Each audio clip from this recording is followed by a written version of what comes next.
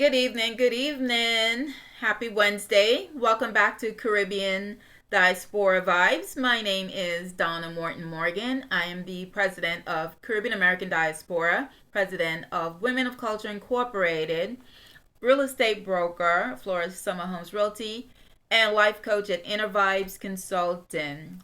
We want to welcome you back for an amazing show tonight. Last week we had another amazing show all about sickle cell awareness, and tonight it's all about suicide prevention. So get the family, sit around. This information is so wonderful because if you've got a teenager yourself, as even as adults we are stressed out about so many things, just a daily life, depression, so we want to make sure that you gather the family and just sit with us for a little bit because this is a very, very important topic, suicide prevention, that could help you or a loved one. So let me introduce you to my co-host. Hi, Dr. Baban. How are you? Hi, good evening. Good evening, everyone. Looking Yes, wonderful as usual, and also Beverly Dabrio, looking fantastic there. How are you? I am doing great. I'm doing great. Great. Now Beverly's also, and everyone knows Beverly. She's been on here with us before, about mental health, etc.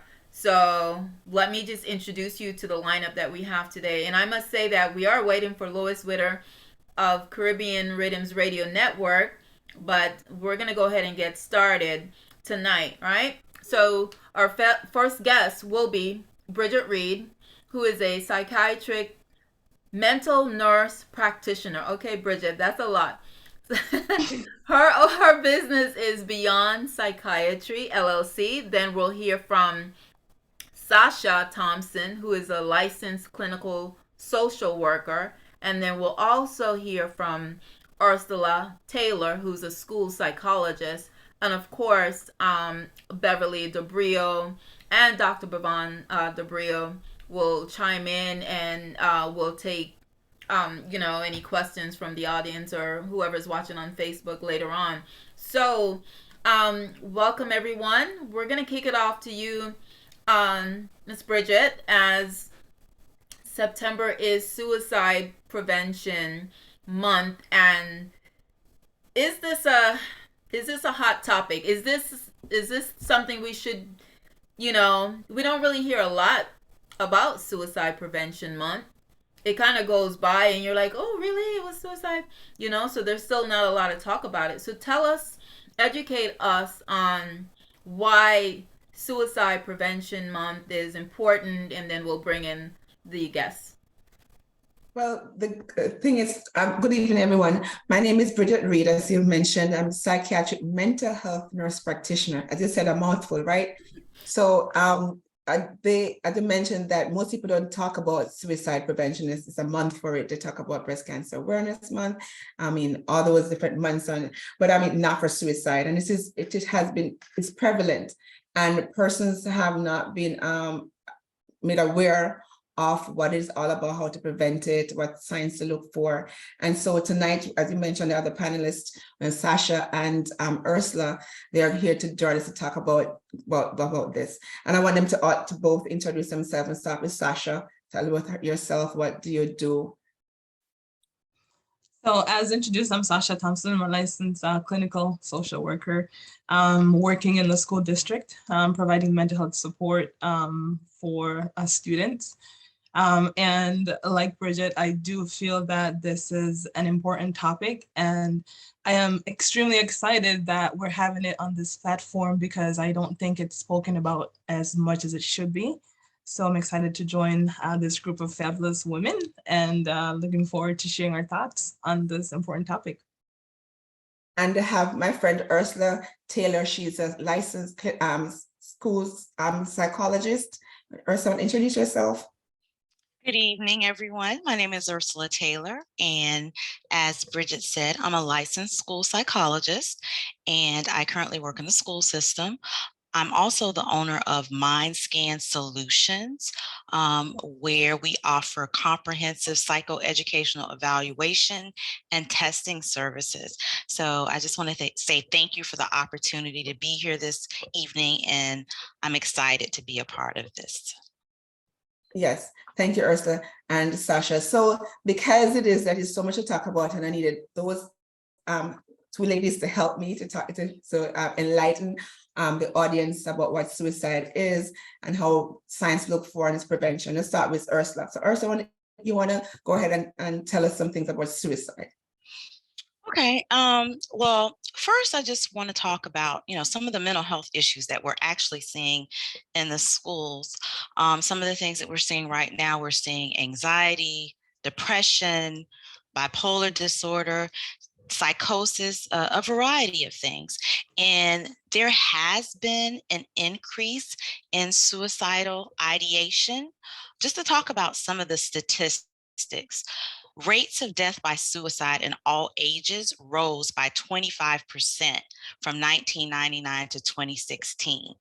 And in 2016, also more than 2,500 young people between the ages of 10 and 19, and another 3,600 young people between the ages of 20 to 24 died by suicide. And suicide is now the second leading cause of death for people ages 10 to 24 in the US. So when you hear those statistics, it's just hard to believe, but the numbers are increasing. So over the years, I've seen an increase in suicide ideation in our students in the school system. I've seen it in elementary, middle, and the high schools. So when students make these comments, basically, we take every incident seriously. And when it's reported to a school staff, we actually do a screener, which is done to assess risk. And in most cases, it's done by a guidance counselor, a school social worker, a school psychologist like myself, or a licensed mental health counselor, depending on what you have available in your district. However, these screenings can be done by other trained staff. So depending on the outcome of the screener, then a plan is put in place to make sure that students are safe. We also have like school resource officers on campus who may be a part of the process if students need to be Baker acted.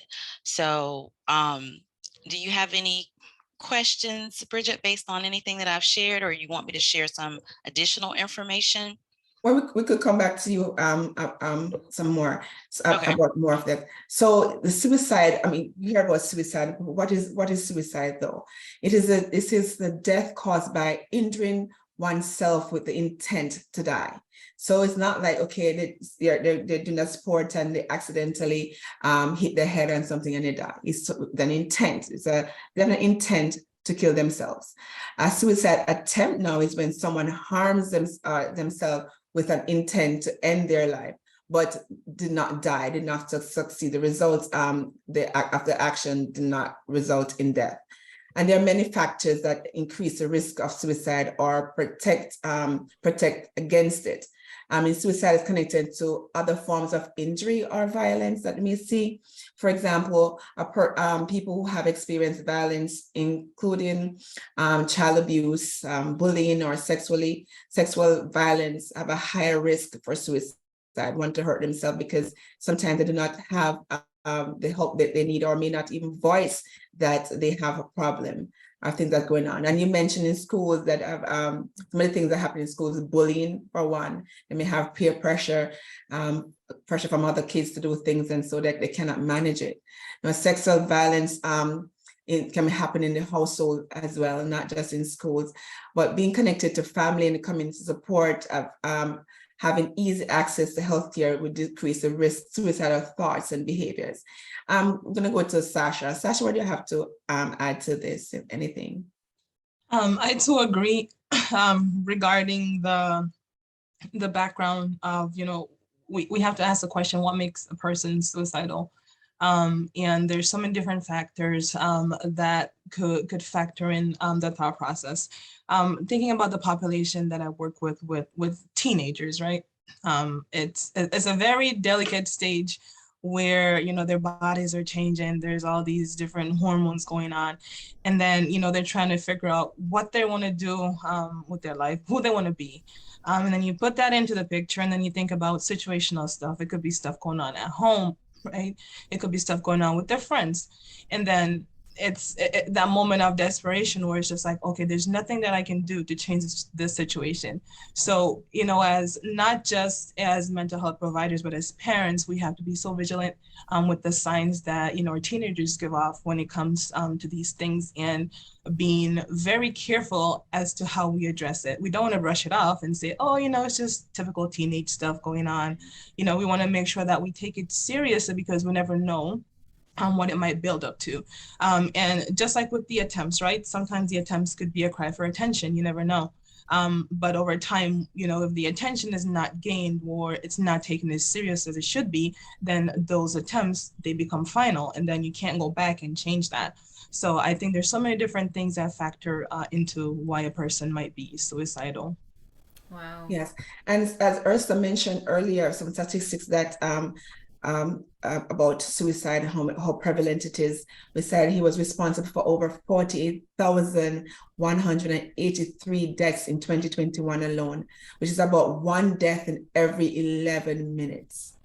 And the number of people who think about or attempt suicide is even higher. They said that estimated 12.3 million American adults seriously thought about suicide. 3.5 million planned a suicide attempt, and 1.7 million attempted suicide. So it's really a pandemic if you want to talk about it. Yeah. Most people don't talk about suicide, but look how many people. I mean, 48,000, and then 1.7 million of them have attempted to kill themselves. And suicide affects people of all ages. With I know Ursula and Sasha is in the school system, but it's among the top 9 leading causes of death for people ages 10 to 64, and it was the second leading cause of death for ages 10 to 14 and 20 to 34. So you see, our young ones, 10 to 14-year-olds. Young adults 20 to 34 just starting their lives, and there's a second in the cause of death for them. And some groups have higher suicide rates than others, mind you.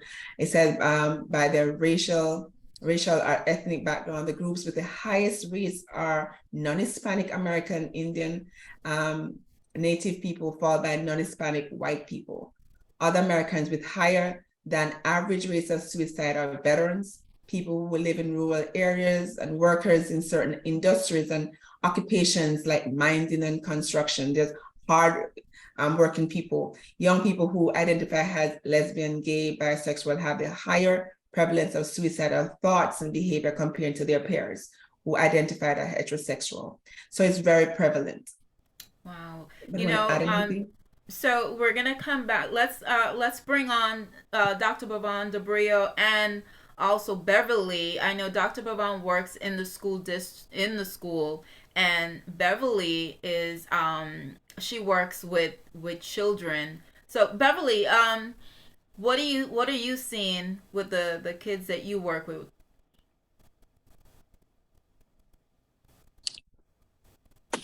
Good evening. I'm Beverly Debrio. For those of you who don't know me, I am a behavior analyst, and I work with children from prenatal on to 25 years old.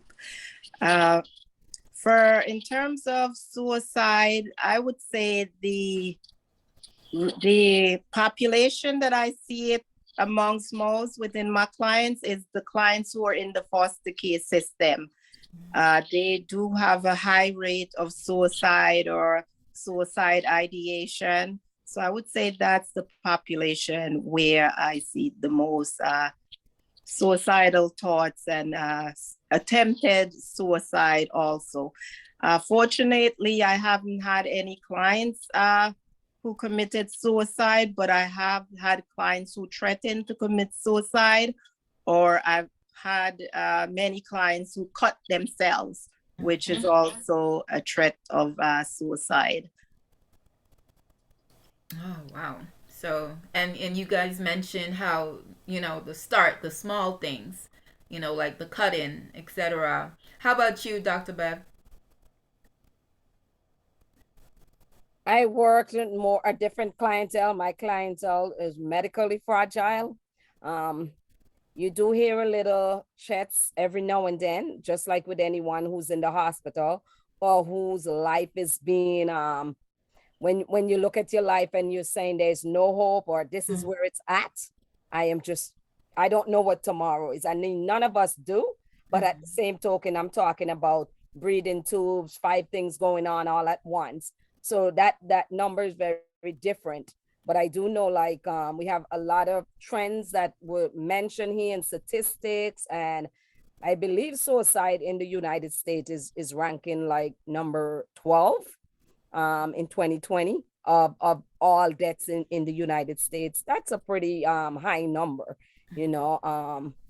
I was listening to one of our guest speaker, and they mentioned about the teens versus their parents, and they mentioned like the different groups. But I was wondering, did you have the statistic on their peers rather than their parents? I think. Go ahead. I'm sorry. Oh no, I was trying to remember who mentioned it. I'm sorry. Go ahead, Ursula. No, I was just asking for clarification because I know I had mentioned some stats and Bridgette had also mentioned some. So you were asking about a certain age range? Can answer. Yes. Okay.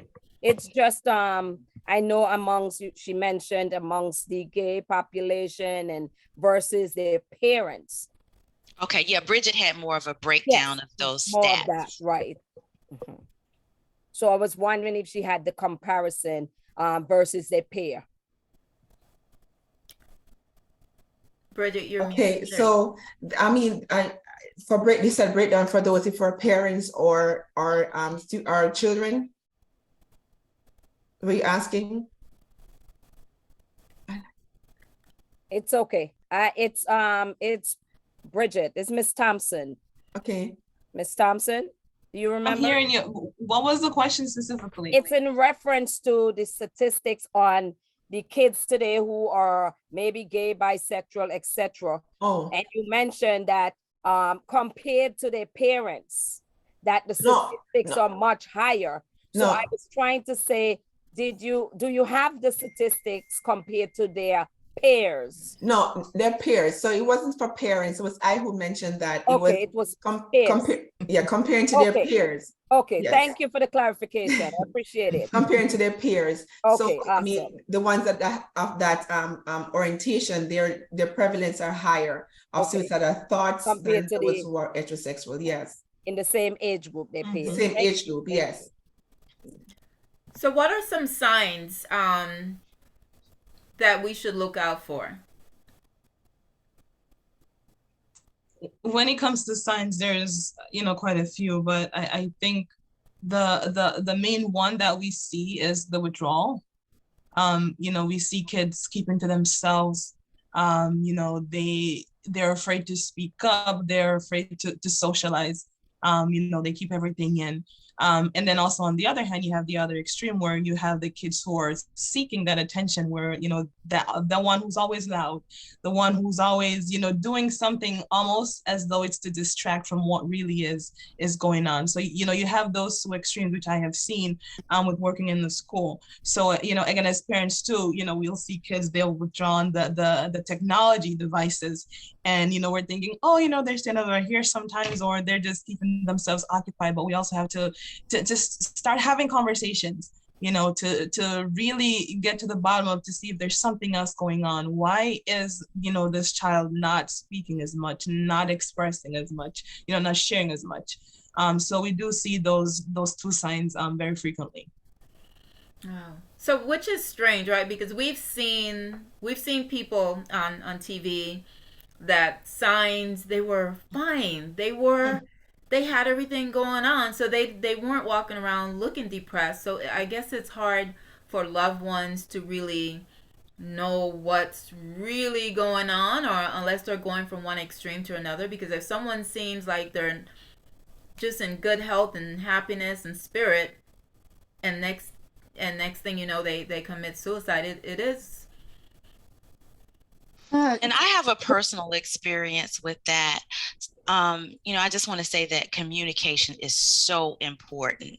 And it's also important to check in with your friends, your family, and just to talk to your children. Because I have a colleague almost 2 years ago, and he's an example of what you were talking about. Just always outgoing, very intelligent, life of the party, aware of what strategies to implement as far as mental health, just had a good support network, and he committed suicide. And we were all in shock because he's the type of person, like you said, you would have never thought that he would do something like that. So just making sure that those lines of communication are open, and just checking in with our friends, our family, and our children, and making sure that they're okay. Yes. And it's easier to do that with kids than it is with adults, right? Because with adults, I mean, all you can do, you can lead a horse to water, but you can't really force it to drink. Is one of my favorite lines. But with kids, it's a bit easier to kind of get to the bottom of what it is that's going on. I agree with you, Sasha. Yes.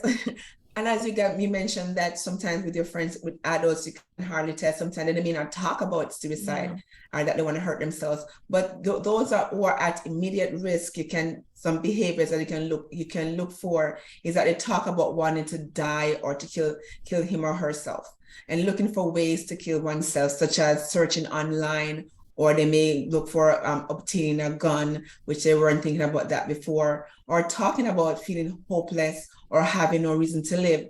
Like they may say, oh, things are so hard, or I'm going through this rough time, and I don't want to live like this, So we have to know how to, sometimes we may think that is just, the person just may just say it in passing or brush it off and say, things are going to be okay. But you have to take those serious. That's immediate risk. But those who are at serious risk now, serious behaviors or other behaviors may also indicate that that the behavior is new, has increased, or seems relative to a painful event may occur, and may have a loss in their family or a change in your lifestyle. Sometimes a person may have lost their jobs, or they may have a death in their family. They may have a divorce or a breakup, serious breakup. They may lose a child, or they may end that to death or have lost custody, things like that, or the child may leave home, so on and so forth. But talking about feeling trapped or on an unbearable pain, they may talk about being a burden to others. I don't want to be a burden to anybody, or increasing the use of alcohol or drugs. I mean, they may be person normally drink alcohol on a regular basis, but they increase use of it. Acting anxious or agitated, behaving recklessly. They may drive reckless. They may get involved in activities or sports that are reckless, that can cause harm, or sleeping too much or sleeping too little. Either just to piggyback on that too, they may also start researching ways to die.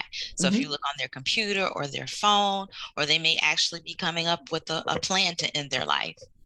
And they may become withdrawn or are feeling isolated. They're slowly showing rage or talking about seeking revenge, displaying extreme mood swings. Like 1 minute they may okay and fine, next minute they may go off the handle, and then you don't know what's going on. Why are you acting like this? So those are serious risk sign, or you should look at, and those things need extreme immediate action. Talk to that person. They may not want to talk to you, but encourage them, give them resources where we can find help. They may find help from a friend. Sometimes they may not want to talk to a friend. They may talk to someone who doesn't know them. Or for example, myself, as I have a psychiatric nurse practitioner or a counselor. They want to talk to a counselor, and somebody who is not going to be judgmental. That is important. So we just have to have our ear out, listen, and more than we just talk, just listen to what they have to say, and not to take a word or an action lightly, because it can be very serious, can cause a person's life. Say, oh, it said that last week. I didn't think that it meant anything, We have to listen. And we live in a world where, especially with teenagers, right, where they go to their room and there's more just locked away now than ever. So they come home from school, bam, in the room, come out and eat. So a lot of times parents are missing, everybody's on their phone, that communication has really dropped. So now, at the dinner table, well, sometimes there is no dinner table. People just eating in different parts of the house. So there is no communication to say, hey, what's going on? I see something is bothering you. You don't seem like yourself. So I think a lot of that has happened too, where that's why kids are just, young people especially are just kind of just dealing with things on their own. And I know you mentioned, what usually brings someone to this? Well, you did talk about it. It could be divorce. It could be loss of custody, some kind of breakup. So there's so many different things. Donna, before we move on with that question, I think, Bev, did you have something to say? I don't know if you lost your trend, but I thought you was trying to say something. That was me who was going to say something. Oh, go ahead. No, I was going to say, because you mentioned that, with kids who were withdrawn and they're, in their rooms on their phones. Yeah. I think one of the biggest things that we see, especially in single parent households, is, when you have parents and they have to work so much, right? Not because they want to, but because that's what they have to do, then kids, sometimes they don't have that outlet that they need, especially when a parent comes home and they're so tired, and we try as hard as we can as parents to do the best that we can do, but sometimes the circumstances that we're given does not allow us to provide that cushion that our children need, right? So, and again, it goes back to, us who we're so passionate about this topic, where we see something, we notice something, that's where we try to step in, and to try to provide as much support and help as possible as we can. Yeah, so some other things too, we need to look for and really dive into whenever that person may express these overwhelming things that they're going through, or they may have a recent suicide attempts, or they may feel that they are, sometimes they're saying goodbye to friends and family, giving away prized possessions. Those are some of the signs to look for. Interest in personal appearance or their hygiene, or withdrawing from their family or friends, some of you mentioned before, or changes in their eating patterns and their sleep patterns. Now, it's very important for us to ask persons who express suicidal thoughts if they have a plan. As clinicians, we do not shy away from asking those questions and ask, do you have a plan to hurt yourself? And what is that plan? So they'll tell you sometimes, I have any thoughts that I'm going to jump off a bridge, or I'm going to kill myself by using a gun, or I'm going to take all my medication that I have, or overdose of meds. As clinicians, we have to ask them upfront. We cannot tiptoe around it and say, I don't want to ask. If I ask, I'm going to seem like we're, but we have to ask the direct questions and see if they'll voice it to us. And sometimes they would. So we have to ask those follow-up questions. It's important for us to do so. Wow. That's crazy to get a response back, right? Because you're being proactive by saying, do you have a plan? And then to really hear, yes, I do have a plan. That kind of, that takes you like to a whole nother level. I've had persons who said, yes, I have a plan. I have a plan. And if they say gun, then they tell the person, the family, to take the gun out or lock the gun up or get rid of the gun.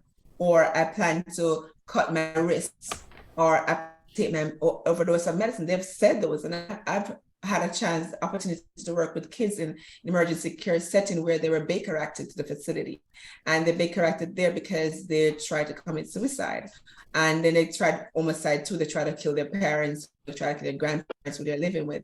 So, and sometimes they tell us straight up, I'm gonna do this. So if they say I'm gonna jump off a bridge, if there's no bridge around, it's not that bad. It's really just threat. But if you said, I'm going to shoot myself, I'm going to cut my wrist, that's serious. So you have to take away the things there, or get them into a facility where they can be monitored 24/7 against their will. Wow. And just to touch on what you said about self-injury, I want to make sure that we differentiate between then self-injury with suicidal intention, and then there's also non-suicidal self-injury. So, they may be cutting, scratching, burning themselves, but in some cases it may be without suicidal intent. So you definitely want to determine which one you're dealing with. And in either case, it's serious and you want to get them help, but you do want to determine, which one you're dealing with.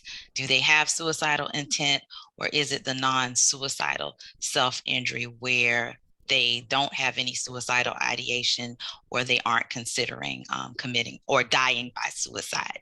Yes, because they, as I mentioned, that they would I think Beverly or whatever mentioned cutting themselves. So they cut self not because they want to die, because sometimes they say, I want to feel pain, I want to feel hurt, like they feel numb and they want to feel something. So they cut their wrists, they cut their arm, they cut their thighs. Some I've seen kids through COVID who cut their face because they have masks on. So it's not that they want to hurt them, they want to kill themselves, but it's another cry for something else is going on with them. They need help, mind you, but not really want to die. But I guess it could be. I would just suggest, if your kids have these behaviors, just to seek a professional, because it's very difficult for someone, a parent who's not trained, to make a decision whether or not it is serious. I mean, even if a child is just threatening suicide, laughing about it, using it as a joke, I would still seek professional advice, because parents don't know whether or not it's serious. So we don't expect for them to make that decision. They're people to help you make those decisions. And I think a part of being able to suggest to parents at what point they need to seek professional help is education. Because if a parent doesn't know, they just don't know, right? And there's also that shame factor too, with seeking out that help. It's almost like, and some Caribbean households, they do this where you're trained to keep it in the household, kind of thing. So, unless there is that ongoing education to parents, there is never going to be, that push, for lack of better words, to seek help outside. There's always going to be that, okay, let me see how I can fix this in the home first mentality. That's so true, because of a Caribbean background and parentage and stuff, they're always a hush because it's going to look so bad on the family. Why I want to tell people that you have mental health problem? They're going to think that you're mad. Or why I want to, it's like a shame. They look at it being shameful if they talk about it. Yet when the person commits suicide, then that's the thing. And then another person may end up, because going into depression, and I mean, it can be a trend, and now everybody can want to hurt themselves. They cannot deal with the pain or the talk from other people, or people knowing about this. Because most people you talk about say, oh, my son or my daughter committed suicide. It's hard for them to say that, because they feel that they were failures. They see that they should be able to help, or they could have helped somewhat, and they feel responsible sometimes when these things happen. So it's so hard for them to talk about it if they have someone who have succeeded. And that's why it's so important that we're having these discussions or this conversation this evening, because we really need to work to destigmatize mental health, and having this open dialogue like this will help. It'll make a difference. Hamaida, you had to jump in real quick. Yeah, I just had, it's so to hear these situations.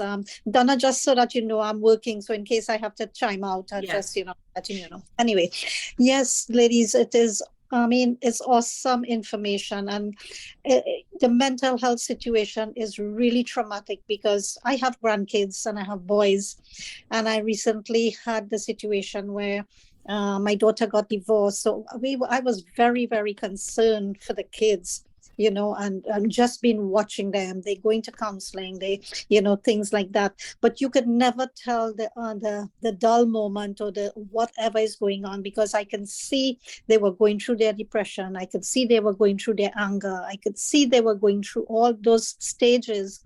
And, we say, yes, they're at a better place now, but I don't want to take it. You don't want to take anything for granted. So I always keep that antenna up, so to speak.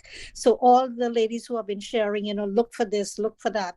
That's what I'm kind of, feeding off of, and just making sure, professional help is there, but it's not always accepted, or people, they want to go, they don't want to open up. So it's a process. It's a time process. It really is a time and healing, and you have to give each of them their space.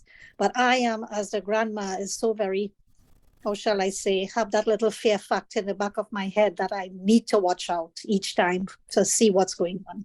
But thanks again for sharing. It's awesome. Thank you. And that's divorce is a big thing that we kind of forget about the kids, right, Beverly?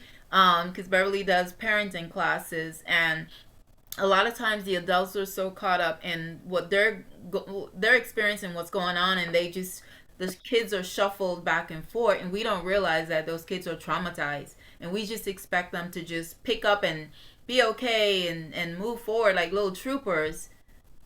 The kids are not having any therapy for this traumatic experience. So that alone, then you have the peer pressure, and then you have all the stuff that they have to deal with now, the internet, social, the whole social media thing that we weren't exposed to. So I think there's so much more that the children now have to deal with. They're not going outside and playing and running around like we used to. So they're just coming home and shutting up in the room, and becoming more and more distant and more and more distant.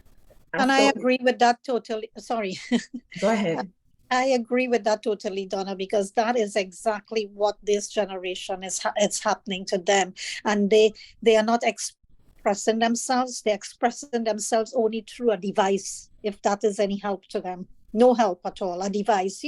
They're all on these iPads, and more, you're trying, because the school system and and as one of the young ladies said, the parents are working late, so they are occupying themselves. How much can you tell them to play and to let that expel that negative energy and but they're buried in these electronics, and you're trying to get them away to open up and talk.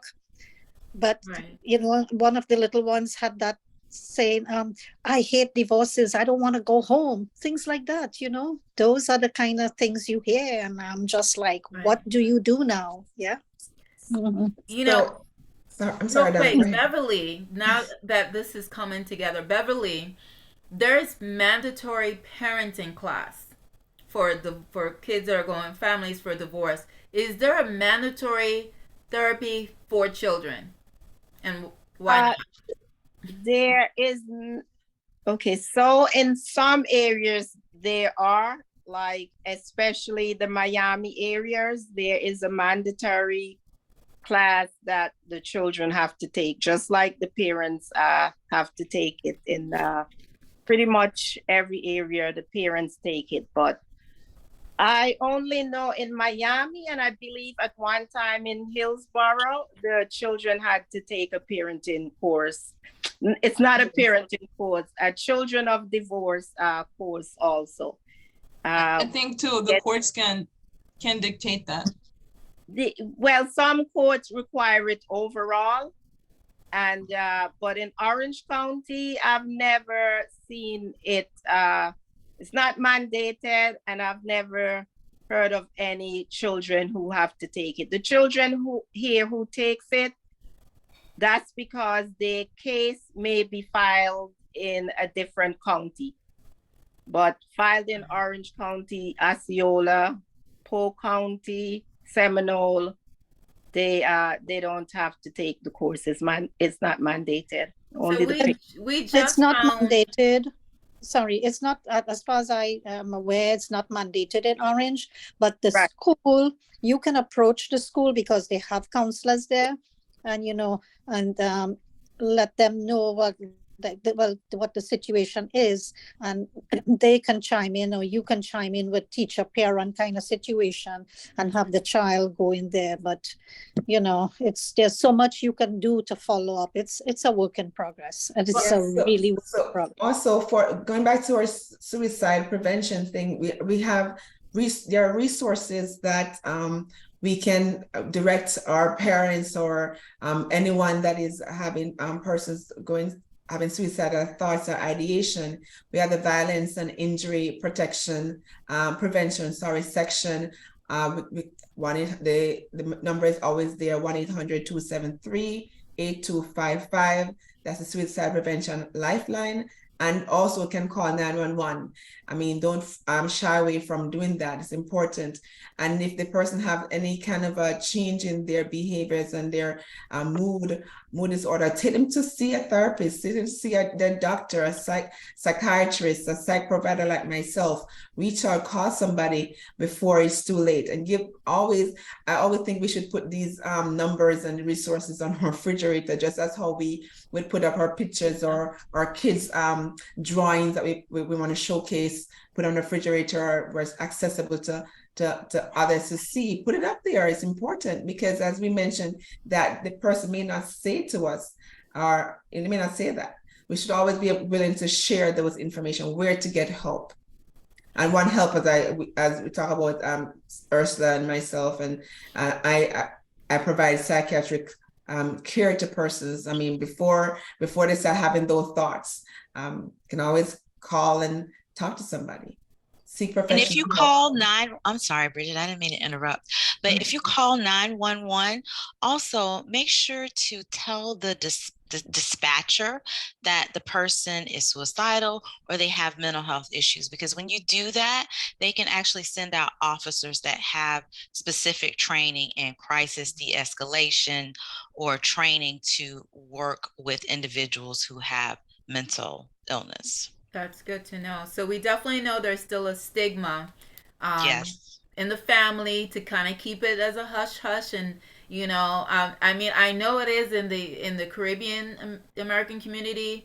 I'm pretty sure it's like that in the African American community and elsewhere, right? That just keep it on the hush, and then Yes. that child is just but I think tonight we kind of discovered that there's no help for children. You see, when there's a loss at school, immediately counselors are called in. Divorce is a loss to our children, and we've kind of like dropped the ball on that, and listening to even tonight as we're speaking, I'm like, wow, look at all the divorces that happen on a daily basis, and the children are just shuffled. And then a couple years later, we hear the impact of incarceration, juvenile detention, and we're just saying, oh, these kids are bad, and where did it start from? Trauma. Divorce is trauma. It's hard enough for the adults to think about the children, and the children that have to hear, the families talk about the spouses talk about each other. So we need to the prevention piece starts there with all the different areas of the trauma, the death, the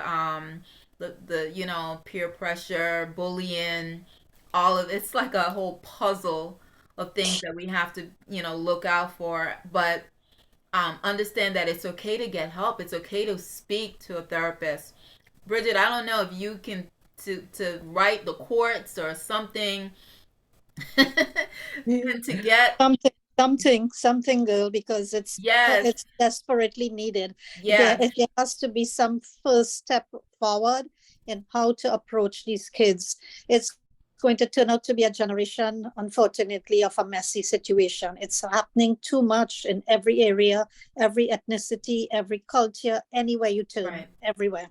Well, I think we're definitely going to reach out to our clerk of court's office in Orange County, at least to start, and see as far as in the area of divorce, can we get mandatory, and we'll have Bridgette to lead that and all the, her team, can we get mandatory counseling? Because they need to see that that's trauma, and they're leaving these kids for a setup for failure to just roll right into, juvenile detention and incarceration and suicide. So this conversation has led me into a whole new path. Oh my gosh. So, thank you all so much. Any last words or comments, anyone? We can talk about this all night, trust me. But well, I think it's just great. Knowledge is power, and it's great to know that we have the ladies who are on the panel here right now, that they're all, their background in this type of situation, and we hope to really see, the footprints being stepping forward. Yes. Thank you. Thank you, Ida. Beverly, while you were off, we were discussing how we need to petition the court, starting with Orange County Clerk of Courts, to implement mandatory for children that are in a divorce.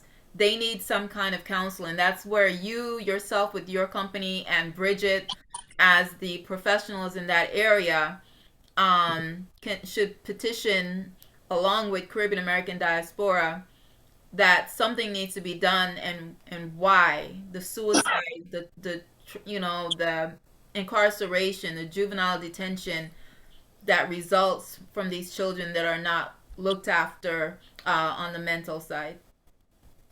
Okay, well, I can definitely be a part of that effort. I have provided a course for children who are getting divorced, because I always say the children are also getting a divorce. Yes. Things are changing for them also.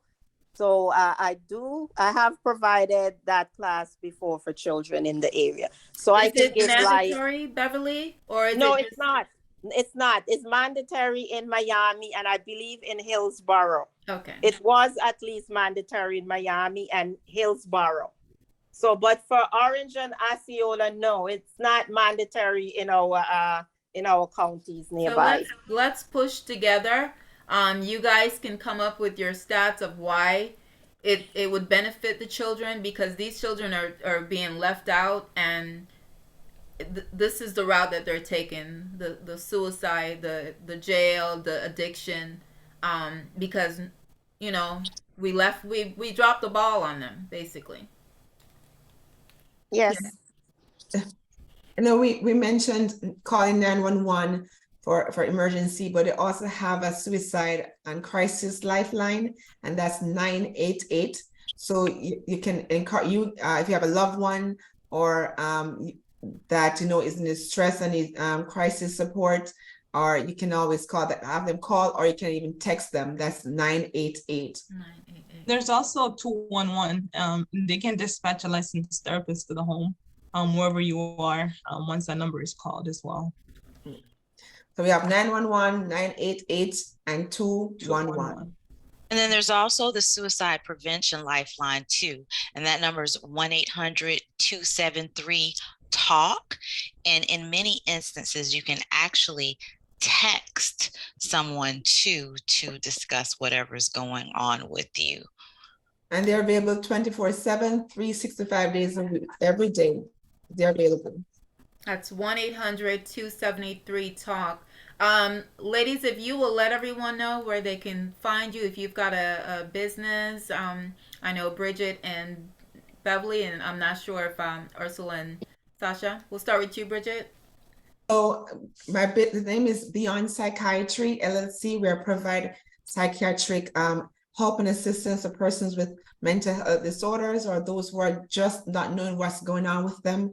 My number you can reach me at is 689-333-0303. That's 689-333-0303. Easy to remember. Or 863-866-0306. And you can call and make an appointment, and I can see you virtually, or I can see you in person in the office by appointment. Wonderful, wonderful. Thank you. Ursula, you're with the school, so you don't have a Well, private. I actually have yes, I have a private Okay. practice also. It's called Mind Scan Solutions, and we actually offer the psychoeducational evaluation, testing services. I do the screenings, evaluations, consult with parents to help with their IEPs for special education, and the 504 plans, and intervention planning. I also provide youth mental health first aid training, which is an 8-hour education program for adults that covers the risk factors and warning signs of mental health problems in children and adolescents. And I can be reached at 407-844-1531. And again, that's Mind Scan Solutions. Wonderful. Love it. Beverly? Hello, I am with Abilities Unlimited LLC. I am a behavior analyst. We do everything from mental health to feeding therapy, academic therapy, refusal to go to school, refusal to take a shower, inability also. We also do work with children with developmental delays. We do a lot of parenting classes, parent coaching also. Behavior analysis pretty much works with every population, but for my agency, we work with children up to 25 years old, and we work with an array of issues. So if you can think of it, I probably cover it, but you will have to call me and see if I'm able to serve you and your family. My number is 407-276-1808. Beverly Dabrio, Abilities Unlimited. We're here to serve you, and I believe in results. I believe in results. I don't believe in just making you feel good in the moment. I believe in progress, and that's what I work for. Wonderful. Thank you all so much. This was so informative. We have wonderful information. We have professionals that we can reach out to. We have ideas and suggestions as family members. So again, family members or friends. So we can't just leave it up to the parents, the grandparents, the aunts, uncles, nephew, nieces. Everybody have to get involved and pay attention to our children, our loved ones, because if it's stressful for us on a daily basis just by what we're hearing from the TV and the radio, then think about what they're going through and add all the other things on top of it. So thank you all for joining us tonight on Caribbean Diaspora Vibes. And with that, we will say God bless. Bridgette, do you have a last word?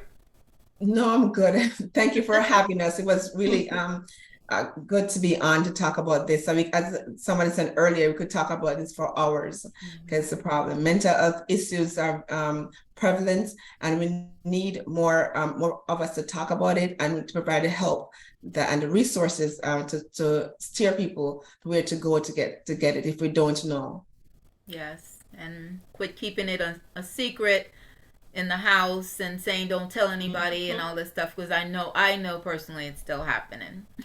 So but you can call 211-90, or you can call 988 or 911, but again, let them know that it's a mental health issue. And as Ursula mentioned, 1-800-273-TALK. Right, so with that, we say God bless everyone, be safe. Until next time. Good night, everyone. Thank you. Good night. Thank you for having me. Good night. Thank you.